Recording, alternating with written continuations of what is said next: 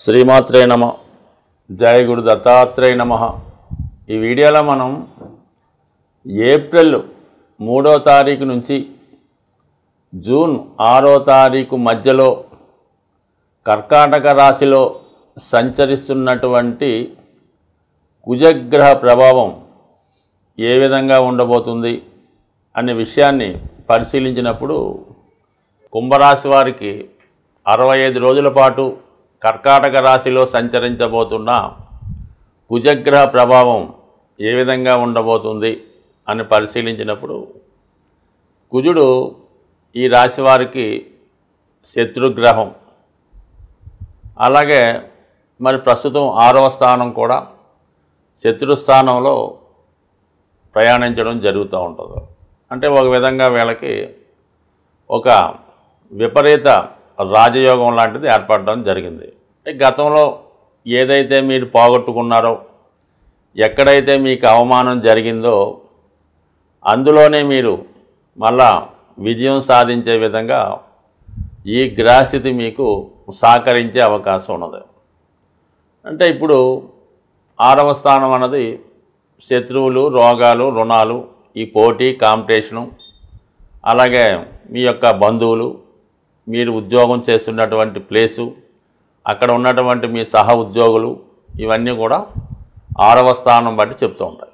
గతంలో మీరు చాలా కష్టపడి ఉద్యోగం నిర్వహించి మీరు కష్టపడి పనిచేస్తే మీకు రావాల్సినటువంటి ప్రమోషన్ ఏమన్నా మీకన్నా తక్కువ క్వాలిఫికేషన్ ఉన్నవాడికి రావడం అనేది జరుగుతుంటాయి కామన్గా ఈ కుంభరాశి వారికి. ఇప్పుడు అటువంటిది ఏమన్నా ఉంటే మీకు ఈ ఉద్యోగంలో ముఖ్యంగా మంచి గుర్తింపు రావడం జరుగుతుంది.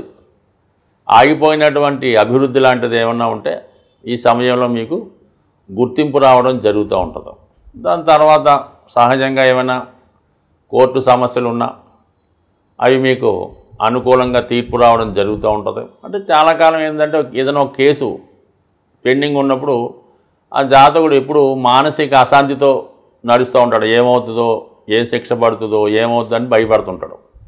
అటువంటిది ఫైనల్ అయిపోవడం వల్ల దాని నుంచి బయటపడి ఓ ఫ్రీగా ఊపిరి పీల్చుకున్నట్టు ఉంటుంది. మరి ఇటువంటి సమస్యలు ఏవైనా ఉన్నా, మీకు ఎటువంటి కోర్టు సమస్య ఉన్నా, పోలీస్ స్టేషన్లో సెటిల్మెంట్లు ఉన్నా కంపల్సరీగా అది మీకు అనుకూలంగా మారి మీరు ఒక స్వేచ్ఛాజీవిగా మారడం జరుగుతూ ఉంటుంది. సో ఏదైనా ఇది ఒక ఫ్రీ లైఫ్ మీకు రాబోతుంది. అయితే ఈ వివాహ సంబంధించినటువంటి ప్రయత్నాలు, అంటే పెళ్లి ప్రయత్నాలు మాత్రం చాలా వరకు మీకు ఇబ్బంది పెడుతుంటాయి అన్నమాట. సరైనటువంటి సంబంధాలు రాకపోవడం, వచ్చినా ఏదో కాలంగా వాయిదా పడడం, ఇవన్నీ చివరి నిమిషం దాకా కూడా టెన్షన్గానే క్రియేట్ అయ్యే అవకాశం ఉంది. కాబట్టి వివాహ ప్రయత్నాలు చేస్తున్నవారు కొద్దిగా శ్రద్ధతో చేస్తే తప్ప అది సక్సెస్ అయ్యే అవకాశాలు చాలా తక్కువ ఉంటాయి. అయితే ఇక్కడ ప్లస్ పాయింట్ ఏంటంటే 6వ స్థానం అన్నది రుణస్థానం, 12వ స్థానాన్ని వీక్షిస్తూ ఉంటాడు. దీన్ని బట్టి ఏమైనా అయితే 2 రకాలుగా ఉంటుంది. మీరు ఏదైనా చాలా కాలం అప్పుల్లో ఉంటే దాని నుంచి బయటపడడానికి, లేదా మీరు ఏదైనా ఒక స్థిరాస్తి కొనడానికి, అది కూడా అప్పు చేసి అనుకోండి, అప్పు చేసి స్థిరాస్తి కొనడానికి, అలాగే ఏదైనా మీరు అనారోగ్య సమస్యతో ఉంటే ఏదైనా ఒక హాస్పిటల్లో చేరి కొన్నాళ్ళు పేషెంట్గా అక్కడ వైద్య సేవలు అందుకునే విధంగా కూడా ఈ కుజుడు వ్యయ స్థానాన్ని చూడడం జరుగుతూ ఉంది. అయితే ఇంకొక ముఖ్యమైన విషయం ఏంటంటే అష్టమ దృష్టితో మరి కుంభరాశిని వీక్షించడం వల్ల ఏదైనా మరి ఈ దీర్ఘకాలిక అనారోగ్య సమస్యలతో బాధపడుతున్న వారికి ఒక సర్జరీ లాంటిది కూడా ఈ సమయంలో జరుగుతూ ఉంటుంది. సో దానివల్ల కొంత ఇబ్బంది అయినప్పటికీ ఆ అనారోగ్యం నుంచి జాతకుడు శాశ్వతంగా బయటపడడం జరుగుతూ ఉంటుంది. సో అష్టమం కూడా సడన్గా ఏదైనా మీకు అటువంటి ఆపరేషన్ చేయాలనే స్థితి కలగవచ్చు. కొన్ని సందర్భాల్లో అది పెద్దగా టైం కూడా ఉండకపోవచ్చు. అలాంటి ఆలోచన ఏమి లేకుండా వైద్యులు మీకు సూచిస్తే తప్పనిసరిగా ఆపరేషన్ చేయించుకోవాలంటే రెండవ ఆలోచన లేకుండా మీరు సిద్ధం అవడం మంచిది. దాని నుంచి మీరు కంపల్సరిగా బయటపడడానికి కూడా ఈ కుజుని యొక్క అష్టమ స్థితి చెప్పడం జరుగుతూ ఉంటుంది. బట్ ఏదైనా ఈ కుజుడు పెట్టే సమస్య ముందు ఇబ్బంది అయినప్పటికీ కూడా అటు కోర్టు సమస్య అవ్వచ్చు, వైద్యపరమైన సమస్య వచ్చు, వివాహానికి సంబంధించింది అవ్వచ్చు. ముందుగా కలవరపెట్టి ఇబ్బంది పెట్టి కంగారు పెట్టినా దాని తర్వాత దాని పర్యవసానం మీకు చాలా అనుకూలంగా ఆనందదాయకంగా ఉండే అవకాశం అనేది కామన్గా జరుగుతుంది. కాబట్టి సాధ్యమైనంత వరకు మరి కుజుడు విజయస్థానంలో ఉన్నాడు కాబట్టి మరి కంపల్సరిగా మీరు ఏ సమస్య నుంచి అన్నా 100% బయటపడతారు. దానికి ధైర్యంగా మీరు నిల్చొని ఎదుర్కోవడమే దానికి పరిష్కారంగా భావిస్తే విజయం మీకే వరిస్తుంది.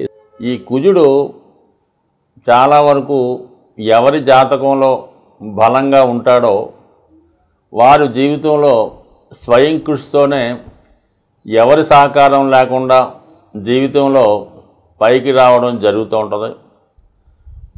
కుజుడితో పాటు రవిగ్రహం కూడా బలంగా ఉంటేనే కుజుడు ఇంకా తన యొక్క ఫలితాన్ని చాలా పవర్ఫుల్గా ఇవ్వడం జరుగుతూ ఉంటుంది. అంటే ఒక రాజ్యంలో రాజు ఎంత బలవంతుడై ఉంటే ఈ సైన్యాధ్యక్షుడు కూడా అంత పవర్ని కలిగి ఉంటాడు. కాబట్టి కామన్గా ఈ కుజుడు రవి యొక్క బలాన్ని బట్టి జాతకంలో పనిచేయడం జరుగుతూ ఉంటుంది. జాతకుడికి కానీ ఎవరికైనా అశాంతికి కారణాలు కామ, క్రోధ, లోభాలని వీటి వల్లే ప్రతివాడు అశాంతికి లోనవుతుంటాడు. అయితే కామానికి శుక్రుడు కారణమైన అతి కామానికి కుజగ్రహం కారణం అవుతూ ఉంటాడు. అంటే కామం అంటే ఒకే అర్థం కాదు, ఏదన్నా సంపాదన, ఎసెట్ సంపాదించుకోవడం, ధనం సంపాదించడం, ఇవన్నీ కూడా దాని కిందకే రావడం జరుగుతూ ఉంటుంది. లోభం అన్నది ఏంటంటే అది పిసనారితనం.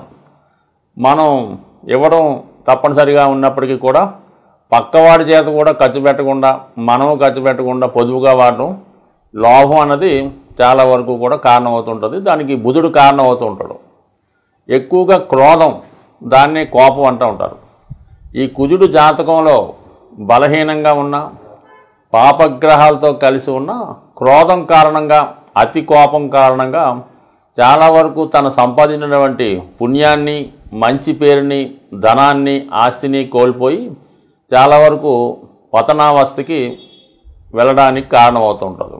ఇది కామన్గా ఈ క్రోధం ఎక్కువ అవడం వల్ల అటు మహాభారతంలో ఈ దుర్యోధనుడు అవ్వచ్చు, అలాగే రావణాసురుడు అవ్వచ్చు, ఈ విధంగా ప్రముఖ ఈ వీళ్ళంతా కూడా ఈ రాక్షస వర్గానికి చెందినటువంటి రావణాసురుడు, అలాగే కంసుడు, బలిచక్రవర్తి, వీళ్ళంతా కూడా ఈ క్రోధం కారణంగా మరి వాళ్ళు మంచి వాని చేతిలో మరణం పొందినప్పుడు కూడా అది ఒక విధంగా మనకి ఒక మెసేజ్ లాగా చెప్పడం జరుగుతూ ఉంటుంది.